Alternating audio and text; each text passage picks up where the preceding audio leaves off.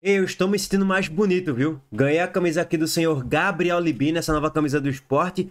E eu estou me sentindo mais bonito. E até esse colar aqui combinou com essa camisa, né? Belíssima do esporte dessa temporada 2025. Infelizmente, uma temporada trágica. Não tem como a gente não se lembrar. Daqui a 10, 20, 30, 40 anos, eu vou olhar para essa camisa e falar: essa camisa aqui em 2025, beleza, trouxe a primeira vitória do esporte na Série A, que foi contra o Corinthians na Ilha do Retiro, né? A primeira foi contra o Grêmio na Arena, mas a primeira na Ilha foi contra o Corinthians e foi com ela. Mas, tipo, é um dos símbolos da temporada que foi catastrófica. Mas, óbvio, não é por causa disso que, eu não vou comprar a camisa, ou, eu não vou usar a camisa. É claro que eu vou usar, pô. Pelo amor de Deus. Tem a galera que vive no mundo da paranoia, né? Mental. Não pode utilizar a camisa da seleção brasileira. Por quê? Porque a CBF é corrupta. Porque fulaninho torce pra não sei o quê. Meu amigo, eu sou Brasil.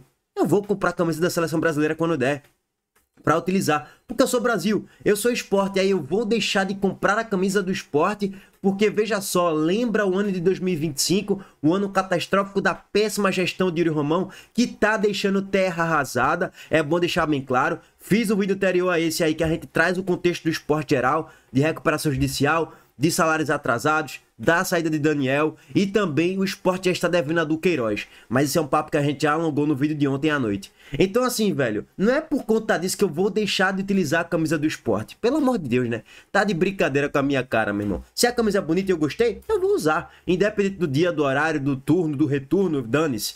Bom, dito isso, um salve aí mais uma vez pro senhor Gabriel Libino. Obrigado aí pela encomenda, tá, irmão? Eu até falei pra vocês aqui no canal que eu iria comprar a camisa e eu esperar um pouco pra provar na loja, né? Pra ver se a M ficaria melhor ou a P ficaria melhor. E aí, vamos lá. Se você tem 1,80 de altura, 1,81 de altura e é magro, de certo modo, ou é um pouco forte, mas é meio magro, acho que a P fica ainda melhor do que a M, tá? Bom, talvez eu faça até um vídeo sobre isso no canal Reserva pra gente fazer meio que um unboxing dessa camisa aqui e mostrar os detalhes. Dito tudo isso, hoje tem Ceará. Abre o olho, Ceará. Enfrenta o Fluminense no Maracanã. E nesse momento a situação do Ceará é bem simples.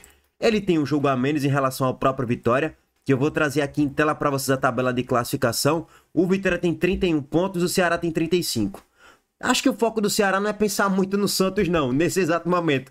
Eu tô a 3 pontos do Santos. Beleza, com 29 jogos. Mesmo menores jogos do que o Santos. Mas acho que é muito pensar em se distanciar ao máximo do Vitória, que tem 31 em 30 jogos. E assim, mais uma vez, é bom pontuar hoje. Eu até falei pra vocês, se eu fosse torcedor do Ceará, eu assinaria 2 pontos ao todo nos últimos 2 jogos. Atlético Mineiro fora, Fluminense fora. Porque o Ceará chega como a zebra nos 2 jogos. No máximo, o Ceará empata nos 2 jogos e chegaria ali a 37 pontos. Já perdeu do Atlético Mineiro, 1-0. Beleza que criou a oportunidade para fazer gols e pelo menos empatar a partida. Pedro Raul perdeu gol, Vina perdeu gol, mas participou bem da partida, melhorou. Ele deu uma baita de uma pré-assistência no jogo contra o Sport, que ele estica aquela bola em profundidade para Pedro Henrique. Pedro Henrique sacode para Pedro Raul. Pedro para Pedro, quase não trava a língua. E Pedro Raul desvia de cabeça ali de forma impecável na bochecha da rede no contrapé de Gabriel Vasconcelos. Mas perdeu o gol. Pedro Raul perdeu o gol, feito contra o Atlético Mineiro, que era um gol do possível empate na Arena MRV. E aí a derrota foi péssima contra o adversário direto, na briga ali para não cair barra na briga pela Sul-Americana. O Galo chegou a 36 pontos, o Ceará tem 35. E assim, probabilidade, né? O Ceará nesse momento tem 9,7% de chance de cair. Se perder o jogo de hoje, que é a tendência, essa probabilidade vai acima dos 10% e com certeza essa probabilidade fica maior até do que a do próprio Internacional. Por quê? Porque o Ceará tem um elenco pior do que o Internacional e a sequência do Ceará é infernal. Ponto. E aí, vamos lá. O empate pro Ceará hoje é ruim? Não. Se eu torcesse pro Ceará, eu assinaria esse empate aí, viu? Eu não... não, vamos se arriscar por uma vitória. Beleza, legal. Acho que o Ceará tem que buscar vencer o jogo. É um jogo que dá pra vencer, ok. Mas o empatezinho ali chegar a 36, eu iria pro pragmatismo da coisa. Depois a gente se resolve contra o Fortaleza no Clássico Rei. Com apoio da torcida do Ceará nesse jogo, né? Então assim, vamos somar um pontinho aqui, irmão. Vai a 36, abre 5 pro Vitória e tá tudo certo. E aí, tenta decidir os jogos importantes aí no Castelão. E aí, só pra pegar a sequência do Ceará, né? O Ceará pega o Fluminense hoje no Maracanã, 7 horas da noite. Depois pega o Fluminense no Castelão, sim, já no próximo domingo, no dia 2 de novembro. E aí depois tem o Clássico Rei. Existe uma grande chance ou uma boa possibilidade desse Clássico Rei decidir provavelmente o rebaixamento do Fortaleza, ainda não matematicamente, mas o rebaixamento moral, se o Ceará ganhar do Fortaleza, ou pode ser a reconstrução do Fortaleza nessa briga para não cair, e o afundamento, vamos dizer assim, do Ceará na briga para não cair de uma vez por todas até a última rodada. Então esse Clássico Rei pode definir muita coisa. Óbvio, se o Ceará empatar hoje e ganhar do Fluminense, vai abrir uma gordura muito boa para o próprio Fortaleza. Vai abrir ali mais de 10 pontos, aí beleza. Não torna esse cenário tão decisivo assim pro Ceará, mas torna muito decisivo ainda assim pro Fortaleza. Que uma derrota nesse clássico aí pode sacramentar de uma vez por todas qualquer chance de permanência, tá?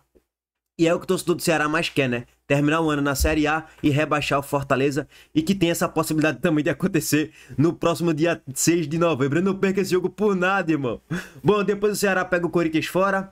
Inter em casa, Mirassol fora, Cruzeiro em casa, Flamengo fora, Palmeiras em casa. Se você for parar para analisar, o Ceará ele enfrenta o líder, o vice-líder, o terceiro colocado, o quarto colocado. Aí depois, beleza, tem um mix ali, né? De Inter, Corinthians, que estão na parte de baixo da tabela. Fortaleza que está na zona, mas o Fluminense duas vezes ele enfrenta, que está nesse exato momento aqui, ó, no G8, na 7ª colocação, indo para pré-Libertadores. Então, a maioria dos confrontos do Ceará são contra times que brigam para vaga na Libertadores, de forma direta ou indireta, na pré, ou que briga pelo título. Por isso que é uma sequência infernal. E o Ceará precisa dar respostas. O empate hoje seria, para mim, um bom início. E o cenário do Fluminense? O Fluminense é o 7º colocado com 44, se vencer vai a 47 e pode ultrapassar o Botafogo, pode entrar no G6 e já ficar a 2 pontos do Bahia. Então assim, com certeza a torcida do Bahia tá secando muito o Fluminense, a torcida do Botafogo, a torcida do Vasco e a torcida do São Paulo tá secando muito o Fluminense. Porque se o Fluminense ganhar, vai abrir 5 pontos pro Vasco. E vai encostando essa galera ali na briga pelo G6. E o próprio Bahia já ficaria com a vaga um pouco mais ameaçada, viu? Para ir para Libertadores. Ou na fase de grupos, ou na pré-Libertadores. E aí, vamos lá. Probabilidade de classificação para Libertadores. O Fluminense está com 34,5. O Botafogo 51,8. O Bahia com 80,8. Eu não vou debater o Mirassol porque já abriu uma gordura muito grande e está com 98,9%. Deve se abrir ali um G7, talvez até um G8 também. Se o campeão da Copa do Brasil estiver ali no G4, G6, vai abrir mais uma vaga. Se o campeão da Libertadores estiver também ali no G4, G6, vai abrir mais uma vaga. E eu acho que isso vai acontecer. Em algum dos cenários, pelo menos um G7 deve abrir. O Fluminense tem 34,5. Se ele ganha o jogo de hoje, ele já passa o Botafogo. E vai para cima de 50%. E o Bahia diminui a sua probabilidade também. Porque o campeonato vai ficar um pouco mais achatado. Hoje o campeonato ele tem 3 brigas. Primeiro, a briga pelo título, que está entre Palmeiras e Flamengo. Segundo, a briga pela Libertadores na pré, que aí você tem essa loucura aqui, né? São Paulo, Vasco, Fluminense, Botafogo e Bahia. É essa loucura aqui. E óbvio, correndo muito por fora, Corinthians e Grêmio. Muito por fora. Mas aí é muito por fora mesmo. Devem pegar vaga na Sul-Americana. Eu acho que não pegam vaga na pré-Libertadores. Mas beleza, tem a possibilidade ali, sem dúvidas nenhuma. Aí você descendo um pouquinho mais a tabela, você tem a briga para não cair. Bragantino, Atlético, Ceará, Inter, Santos, Vitória, Fortaleza.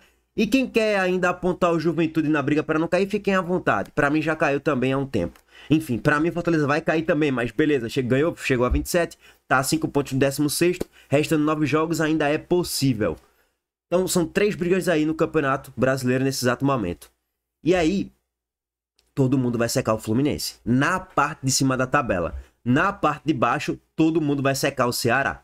Porque com certeza o Ceará perdendo hoje, não ganhando do Fluminense no próximo jogo, passa a ser um candidato forte também a cair para a Série B. Passa a perigar muito nessa zona, na parte de baixo, nessa zona da confusão aí, tá? Nessa parte de baixo da tabela. Bom, vamos lá. Primeiro trazer aqui para vocês um dado estatístico. O Fluminense, sob o comando técnico de Zubeldia, que ele estreou contra o Botafogo, ganhou por 2-0, fora de casa empatou contra o Sport. Voltou para o Maracanã, meteu 3-0 no Atlético Mineiro. Foi para o Maião, perdeu por 2-1. Jogou no Maracanã contra o Juventude e venceu por 1-0, chorado, sofrido, com gol de Thiago Silva no último lance da partida. Mas jogando mal. Jogando mal. Bom pontuar, mas ganhou. Vasco fora. Assim, foi no Maracanã, mas foi com o mando de campo do Vasco, né? Tinha mais torcedores do Vasco na partida. O Vasco vence por 2-0. E agora, mais uma vez no Maracanã, o Fluminense venceu do Inter por 1-0 e massacrou o Inter. Era pra ser uns 4, 5 pelo menos. Foi um caminhão de gols perdidos. E o Inter venceu mais uma vez. E por que eu tô trazendo todo esse roteiro? Desde que o Zubeldia assumiu e o jogo foi no Maracanã, o Fluminense venceu todos os jogos. Foram 4 jogos e 4 vitórias. Ao todo, 2, 5, 6, 7 gols marcados em 4 jogos. Com vaga para 10, pelo menos. Já fora de casa, empatou contra o Sport, perdeu do Mirassol e perdeu contra o Vasco. Então, são 2 derrotas e 1 empate. Fora de casa. Só que o jogo hoje é no Maracanã com a apoio do Fluminense. É na casa do Fluminense, vamos assim dizer. E o Ceará? O Ceará fora de casa no recorte recente, sem Marcos Vitor e sem Dieguinho, perdeu 2 jogos e empatou 1. Empatou contra o Sport na Ilha do Retiro. Perdeu agora recentemente na Arena Castelão para o Botafogo por 2-0. E perdeu recentemente fora de casa para o Atlético Mineiro. Uma derrota, um empate fora de casa. Em casa perdeu para o Botafogo por 2-0. Então assim, o Ceará está demonstrando sinais de fraqueza porque perdeu 2 peças importantes do meio para trás. Dieguinho e Marcos Vitor. Um na zaga e um na volância. E a gente sabe da própria limitação de grupo de jogadores do Ceará, né? O Ceará tem um time limitadíssimo, isso aí é óbvio pra todo mundo. Ah, eu tenho Sport. Não, cara, não é questão de debater o meu Sport, não, é porque o time do Ceará é limitado mesmo. E antes de chegar aqui pra fazer um mano a mano e trazer as provas e escalações, olha a declaração do ex-vice-presidente do Sport, que foi campeão da Copa do Brasil lá em 2008, Guilherme Beltrão. Futebol, cada um tem sua verdade. E não tem modelo. Isso é, futebol, cada um tem sua verdade, perfeito. Pode ler Pep Guardiola, porque a bola entra, porque a bola vai deixar de entrar. Aí vem com a frase idiota, porque a bola não entrou. Conversa. Lógico que quando a bola não entra, não ganha e a cobrança.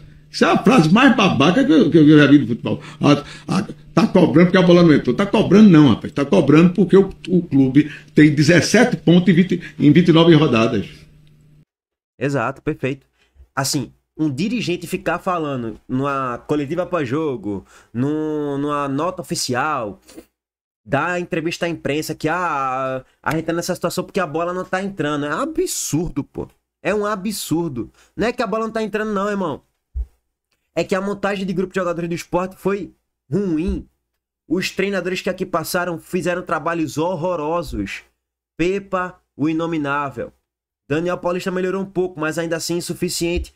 E o time, o elenco é fraco, não tem muito pra onde correr. Lógico, se o Sport tivesse um pouco mais de sorte ao longo da temporada, o Sport teria mais pontos. E quando eu falo de sorte, entra muito no balaio da arbitragem, né? Que o Sport foi muito prejudicado durante toda a Série A.